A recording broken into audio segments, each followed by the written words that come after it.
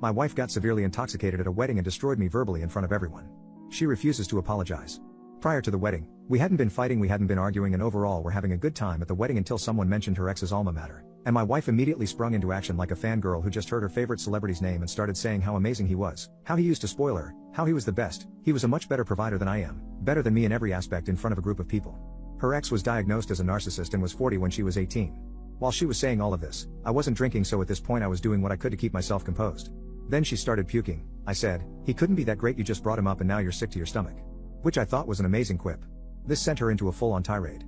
In between throwing up all over herself in our car, she was texting me while I was off getting her towels and water and yelling at me when I got how I didn't compare to her ex, how he was way bigger in PP size, he used to spoil her, he was the best thing that ever happened to her.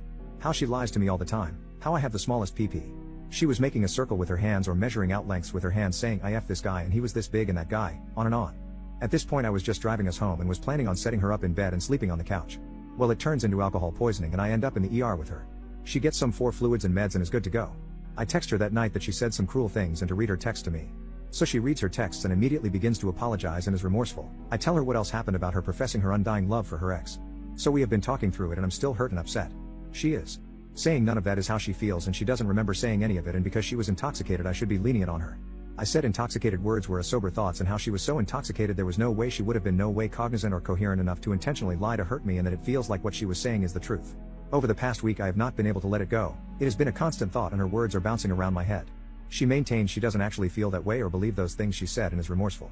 She also continues to say she doesn't remember saying those things. We have the texts but she doesn't remember saying it. I have spent the whole week trying to get some closure on this, and I know I never will. I also have been defending myself against things she said. I have been seeking reassurance from her on things, and if I ask more than once she gets upset that I don't believe her. She refused counseling because she thinks she will be singled out as being the bad guy.